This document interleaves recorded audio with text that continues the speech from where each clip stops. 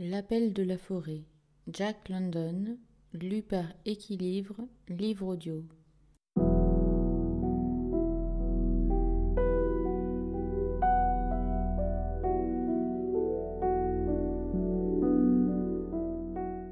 « 6.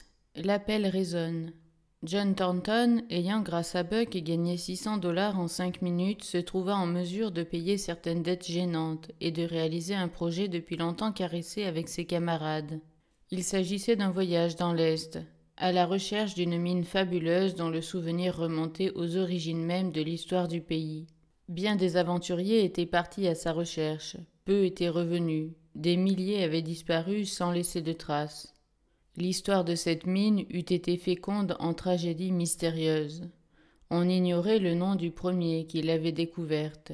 Rien de précis ne se racontait à vrai dire, mais on prétendait que l'emplacement en était marqué par une cabane en ruine. Ceux qui revenaient, épuisés et mourants, l'avaient décrite, montrant à l'appui de leur dire des pépites d'or d'une grosseur surprenante, telles que les autres n'en avaient jamais vues. Personne ne s'attribuant la possession de ces trésors que les morts ne réclameraient plus, John Thornton, Hans et Peter, accompagnés de Buck et d'une demi-douzaine d'autres chiens, se dirigèrent vers l'est, cherchant sur une piste inconnue des richesses peut-être chimériques. Ayant remonté en traîneau pendant 70 miles le Yukon glacé, ils tournèrent dans la rivière Stewart, passèrent le Mayo et le McQuestion, et continuant leur route jusqu'à la source du Stewart, ils gravirent des pics qui semblaient l'épine dorsale même du continent. John Thornton, au cours de ses expéditions, comptait peu sur l'homme, mais beaucoup sur la nature, et ne redoutait aucune solitude. Avec une poignée de sel et un rifle, il pouvait s'enfoncer dans les pays les plus sauvages, et se tirer d'affaire aussi facilement qu'il lui plaisait.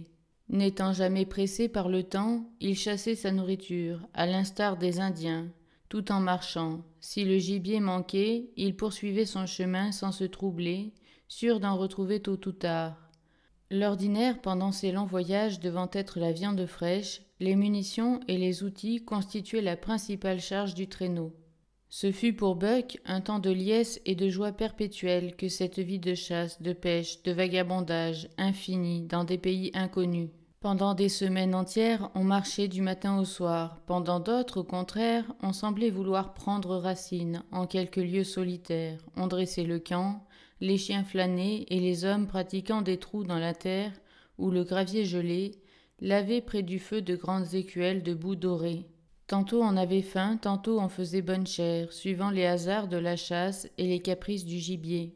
L'été arriva. Alors, hommes et chiens traversèrent en radeau les lacs bleus des montagnes, remontèrent ou descendirent des rivières inconnues, sur de frêles barques taillées dans les arbres des forêts environnantes.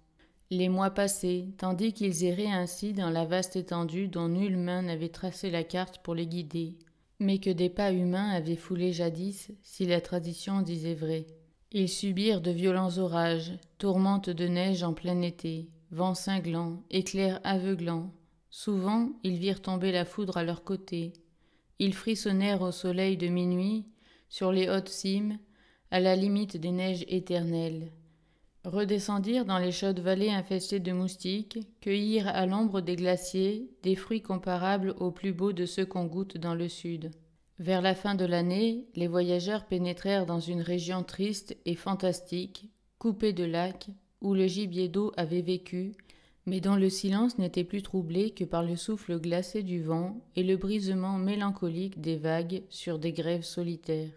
Pendant tout un hiver encore, les explorateurs suivirent les traces à demi effacées de ceux qui les avaient précédés. Ce fut d'abord une voie pratiquée dans la forêt et qui semblait devoir aboutir à la cabane perdue. Mais cette route, sans commencement et sans but, demeura mystérieuse, comme la destinée et la pensée de celui qui l'avait tracée. Une autre fois, ils découvrirent une hutte de chasseurs, et parmi des lambeaux de couverture pourrie, Thornton dénicha un fusil à pierre datant des premières années de la compagnie de la baie d'Hudson. Aucune autre trace de l'homme inconnu qui avait bâti cet abri et respiré en ce lieu, à cette époque lointaine. Le retour du printemps mit un terme à ces vagabondages, car les aventuriers découvrirent non point, il est vrai, la cabane perdue, mais dans le creux d'une large vallée, un placé profond, dont l'or reluisait comme du beurre jaune au fond des tamis à laver. Ils ne cherchèrent pas plus loin, car chaque jour de travail leur apportait des milliers de dollars en poudre ou en pépites. On fabriqua des sacs, en peau d'élan, dans lesquels cet or fut renfermé par tas de 50 livres. Les jours passaient rapidement à ce travail formidable. Les chiens n'avaient rien à faire que de rapporter au camp de temps à autre le gibier tué par Thornton. Et en cette période, Buck passa de longues heures à rêver au coin du feu à ces choses primitives dont il avait la confuse nostalgie. Alors, aux visions troubles des époques lointaines, venait se joindre l'appel qui résonnait au fond de la forêt, éveillant en lui une foule de désirs indéfinissables et d'étranges sensations. Mû par un pouvoir plus fort que sa volonté, il partait en quête, cherchant obscurément à découvrir l'origine de l'écho qui résonnait en lui. Errant dans la forêt, il humait avec ivresse la senteur de la mousse fraîche et des herbes longues couvrant le sol noir parmi l'humus séculaire, et ces odeurs salubres le remplissaient d'une joie mystérieuse déjà ressentie, lui semblait-il. Alors le souvenir de l'homme aux longs bras, couvert de poils qu'il suivait jadis, lui revenait plus vif. Il s'attendait presque à le trouver au détour du sentier marqué dans les taillis par le passage fréquent des bêtes sauvages, et il quêtait plus ardemment parfois. Il demeurait des journées entières, blotti derrière un tronc d'arbre, guettant patiemment, avec une inlassable curiosité, tout ce qui bougeait autour de lui, le mouvement des multiples petites vies abritées par les grands arbres, insectes ou bestioles aux poils fauves. Puis il rentrait au camp et s'étendait de nouveau près du feu pour rêver. Mais soudain il levait la tête, dressait les oreilles, écoutait plein d'attention. Obéissant à l'appel entendu de lui seul, il bondissait sur ses pieds et filait droit devant soi, pendant des heures, sous les voûtes fraîches de la forêt, au fond du lit desséché des torrents, dans les grands espaces découverts et fleuris. Mais par-dessus tout, il se plaisait à courir ainsi dans la pénombre odorante des nuits d'été, alors que la forêt murmure dans son sommeil et que ce qu'elle dit est clair comme une parole articulée. À cette heure, plus profond, plus mystérieux, plus proche aussi, résonnait l'appel, la voix qui incessamment l'attirait, du fond même de la nature. Une nuit, il fut réveillé tout à coup en sursaut, alerte, les yeux brillants, les narines frémissantes, le poil hérissé en vagues. L'appel se faisait entendre, et tout près cette fois. Jamais il ne l'avait distingué si clair et si net. Cela ressemblait au long hurlement du chien indigène. Et dans ce cri familier, il reconnut cette voix, entendue jadis, qu'il cherchait depuis des semaines et des mois. Traversant, rapide et silencieux comme une ombre, le camp endormi, il s'élança sous bois. Mais comme il se rapprochait de l'être qui l'appelait, il ralentit par degrés son allure et s'avança, prudent et rusé. Et tout à coup, au cœur d'une clairière, il vit assis sur ses hanches et hurlant à la lune, un loup de forêt, long, gris et maigre. Bien que le chien n'eût fait aucun bruit, la bête l'éventa et cessa soudain son chant. Buck s'avança, la queue droite, les oreilles hautes, prêt à bondir. Pourtant, tout dans son allure marquait en même temps que la menace le désir de faire amitié. Mais le fauve, sourd à ses avances, prit soudain la fuite. Buck le suivit à grands bonds, plein d'un désir fou de l'atteindre. Longtemps ils coururent presque côte à côte. Enfin, le loup s'engagea dans le lit desséché d'un torrent barré par un fouillis inextricable de branchages et de bois morts.